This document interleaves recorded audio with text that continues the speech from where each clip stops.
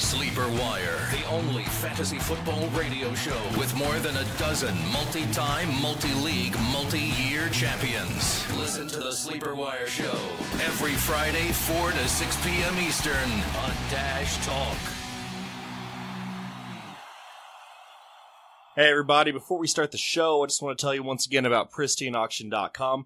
Website that has daily auctions ending every single night with hundreds of items that are perfect for your man cave. Everything is JSA certified. They use the best authenticators in the business. It's definitely affordable. It's 100% free to register and bid, and you only pay when you win.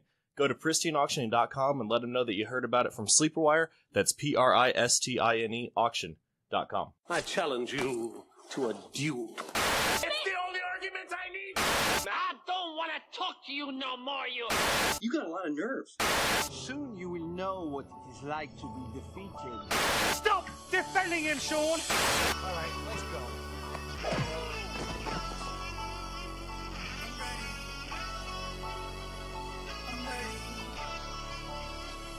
I'm ready for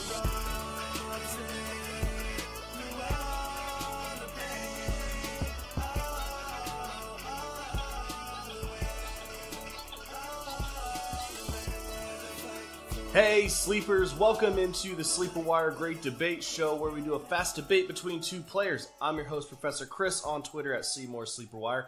And with me, I got our Sleeper Wire prophet, Hoos, on Twitter at Sleeperwire Hoos. What's up, man?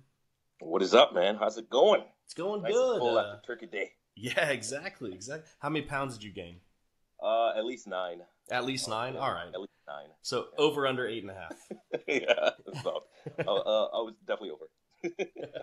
Being gracious. It's a lot of pies. Yeah, it was a lot of food. Yeah, a lot of mashed potatoes and noodles for me. Oh, yeah. Yep. Definitely a lot of pies. All right, guys, what we're going to be doing here is having a debate-style argument between two guys. And up until last week, we've been focusing on waiver wire guys because that's what's really important in the middle of the week when it comes to fantasy football. Last week, we talked about a couple defenses to stash for the playoffs. And today, we're debating two players to stash now. Not necessarily guys who are going to be in your starting lineup, but guys who are going to be a great stash in case something happens. And we have James Conner and Travaris Cadet. I've got Connor, Hoos has Cadet, and Hoos, you want to kick us off here? Yeah, I'm going to kick you off with, not the most exciting, but with stashing guys, while we're stashing, I love my fiery guys. Take me an undrafted free agent. I like those guys with a chip on the shoulder. Want a guy with a 100% catch rate behind a great line and an aging back. A team that clearly wants to tank because, I don't know, they just seem to do everything to want to tank. Travaris Cadet, Travaris Cadet, he's that dude. No Taiwan Jones. Mike Tolbert's been in and out with injuries. He sat out the previous two with the injured hamstring. We don't know if he's going to play against the Patriots. So it's likely we'll see Cadet used in Week 13, and he had 9 targets, like in the past 2 weeks. Definitely love him as a stash. If you're in a deep league, I'd say you could even start him as a flex this week against New England. It might see it's kind of a bit of a revenge game for him, even though it's been on like 5 teams. So, I'm sure Chris is going to bring that up. But he did play for the Saints back in, 2012 to 2014. He wasn't centered as a restricted guy, largely due to just depth. They, had a bunch of guys there. But you look at the offenses that Cadet's been involved in, and it speaks to the talent of them. Now, the Bills, he's involved now. He's not just the next guy up. They're using him now. He's getting worked in. As I alluded to with the 9 targets, that was 6 the last week, catching all of them. And he saw 27% of the target shares while playing just 35% of the snaps. Now, I'm not advocating you trade your McCoys for Cadets. McCoy's the guy. However, Cadet isn't just looming. Again, he's not just looming. McCoy's ceding touches to Cadet. However little you want to call it, he's being involved right now. And since we're playing the if game, if McCoy misses time, Cadet's going to have kind of like a David Johnson-like numbers. I say Johnson because he's not the same rusher as McCoy, albeit he has just posted 5 points. All right. Well, you were much more enthusiastic about Cadet than I thought you were going to be. He's actually one of the guys that I've always liked. Just never had opportunity. opportunity. He's always behind a guy, and then when he does have opportunity, he's injured. So you're probably going to, talk a little bit about that. Well, maybe. I'm going to go ahead and jump into it right here.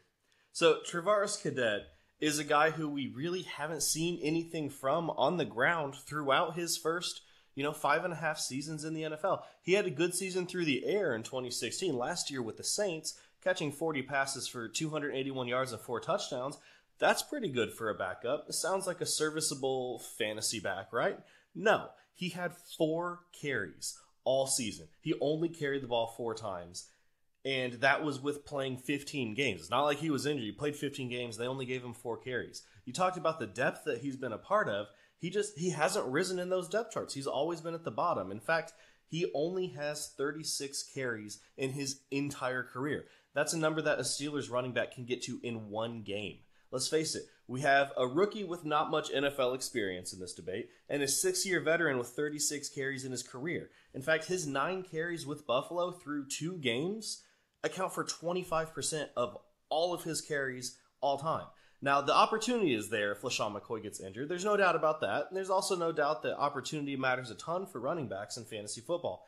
However, I don't know how comfortable I'm going to be going with a guy who is on a bad offense with, a mediocre to poor offensive line. If you have McCoy, Cadet is someone who may be worth owning.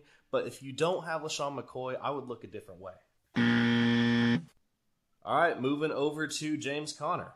When we consider fantasy football handcuff stashes, our minds immediately go to the teams who have workhorse running backs. You've got your LaShawn McCoy. You've got Todd Gurley, Melvin Gordon, Ezekiel Elliott, and a couple others. And, of course, Le'Veon Bell. Perhaps no handcuff in all of fantasy football is more valuable than the handcuff to Le'Veon Bell. Let's take a look at what happened to Steelers running backs when Bell isn't playing, and I'm going to focus on the last 2 seasons. 2015 was a weird season for Bell. He missed the first 2 games due to a suspension. Then he got injured in Week 8, leaving the door wide open both times for D'Angelo Williams. The first 2 weeks of that season, Williams had 21 carries for 127 yards and 20 carries for 77 yards and 3 touchdowns. That's a great first 2 games with D'Angelo Williams. After Bell got hurt, Williams had at least 14 carries in the final 8 games, kicking it off with 27 carries for 170 yards and 2 touchdowns. This guy was an absolute machine. He ran for 11 touchdowns that season, adding 34 catches. That was all in 2015. Last season, Bell once again was suspended for 3 games. In Week 1, Williams had 26 carries, 143 yards, 2 touchdowns, adding 6 catches. Week 2, at 32 for 94 and 4 catches and a score. Once again, huge weeks for the Steelers' backup running back behind Le'Veon Bell. Hell, even in Week 17, when Bell was sitting, Williams carried the ball 23 times for 67 yards and a touchdown.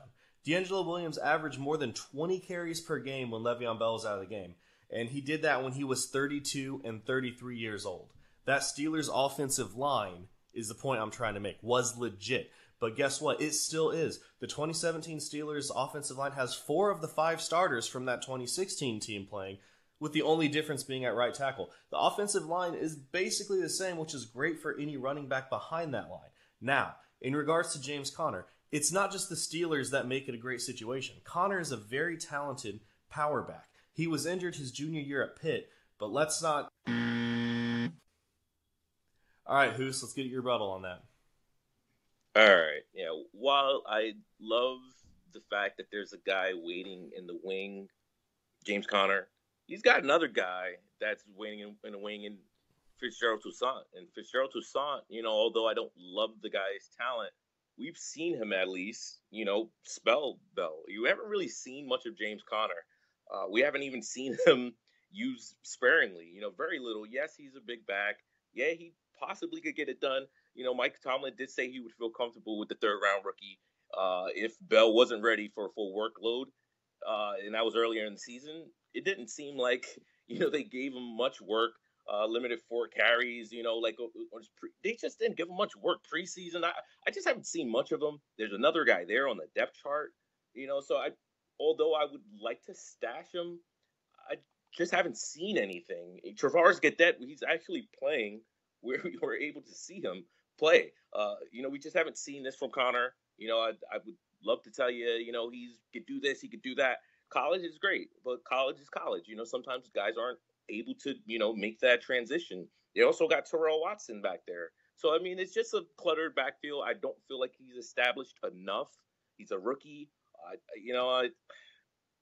I just can't feel too excited about James Conner other than just, putting him on your roster. But at the same time, you got Terrell Watson and Fitzgerald Toussaint out there.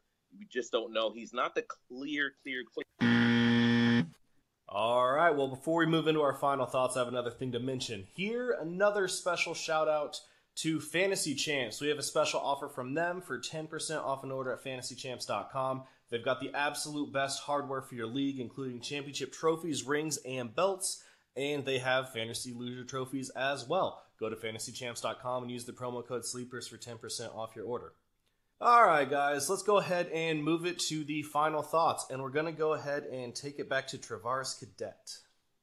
All right, now Travaris Cadet, before I was rudely interrupted by the buzzer, I think so rude. Yeah, as I was saying, I was probably exited at a crazy line where I said he could have David Johnson-like numbers. Yeah, that was a little ridiculous. Yeah, it was a little ridiculous. Explain yourself. Again, I was saying that only because Johnson's not really the best rusher. He only had 200-yard rushing averages. He does all his work on the catching passes, And I would say, David Johnson because he's going to be doing a lot of catching the ball. He's not the same rusher as McCoy, albeit like I said, 5.6 rushing average. A couple weeks ago, and then 4.6 on 2 totes last week. So the guy could get it done on the ground as well, even though we haven't seen him small. Yes, it's a small sample size. Again, he's got the past week 13, Indy week 14 to start your playoffs, and Miami week 15. If, McCoy is missing any time, I'd much rather have a Travaris Cadet. I've seen him. We've seen him play football. He looks good in this offense, and he's being targeted a ton. You're actually able to start him if you were in a deep league last week in the week prior. He gave you 11 points and then followed up with another 7-point game. So, I just think he's being used in that passing game. Yeah, he's not going to get 27% target share every game. You don't have much back there, though, or up there, period.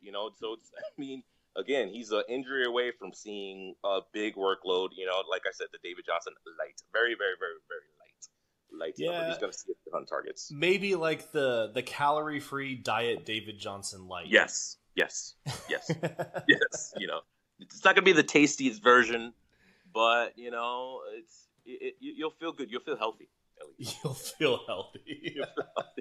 And we need that right now. Thanksgiving's over. Give me the Travaris Cadet nice healthy snack of running back. Your weekend palate cleanser, huh? Exactly.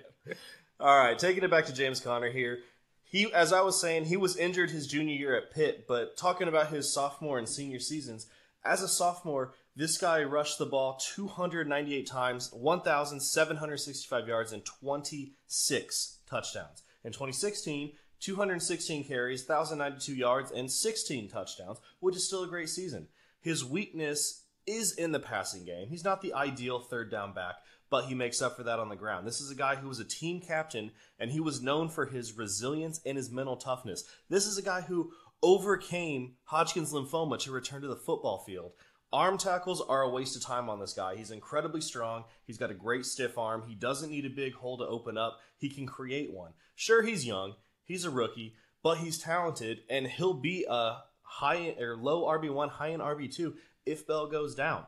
The matchups in the playoffs aren't ideal with Cincinnati, Baltimore, New England, and Houston, but behind that offensive line and in that offense, the matchup isn't really going to matter. He'll still be a must-start running back. He's only 4% owned. Go grab him this week if you know that you're going to be in the playoffs. I think that he's a great stash. All right, guys, that's going to wrap it up for the great debate. I want to just say one thing here real quick. I don't think really Hoos and I were either advocating starting either of these guys this week, were we? No, not at all. These are purely guys. At this point in the season, your buys are over. If you have your buy guy on your bench, just drop him. Pick up Conner, pick up Cadet. Stash your roster with guys that can just go off, especially if you have, that rotating waiver. You don't have Fab. Just grab those guys early. If people aren't even Alfred Blue or something like that. He's not sexy, but, if guys get injured, you want your roster stashed with guys like that can step up rather than the guy on your on your bench that you're not even using anymore. We're going into the playoffs, guys. Right. And these are purely, both in my eyes anyway, if Le'Veon Bell and LaShawn McCoy get injured. That's 100%. That's it. Do not start these guys. I mean, you did say you could flex Cadet this week, and I think that's a little bold. I think in a deep league, you can flex them. Are we talking like 16 teams? Yeah, like a deep PPR. Okay. It's being used now. I mean, it's not like they're not using them. 12 or less. I don't think you start. Oh no, heck no, I wouldn't. No, okay. Like 14 team, you're stretching 16, definitely. Yep. All right, guys. A couple final things before we go. Check us out on Dash Radio. Listen to Nick, Mickey, and I every Friday on Dash Radio from 4 to 6 p.m. Eastern, and again over the weekend. I want you guys to go to sleeperwire.com, check out our weekly rankings, submit a question to the Sleeperwire crew. You can find us on Twitter at Sleeperwire Show. You can find us on Sleeperbot at Professor Chris and at Prophet Hoos, and then on Fantasy Life at Professor Chris. And are you Hoos the Prophet? I am Hoos the Prophet. Hoos the Prophet. All right, guys. Thanks for listening. We'll catch you next time.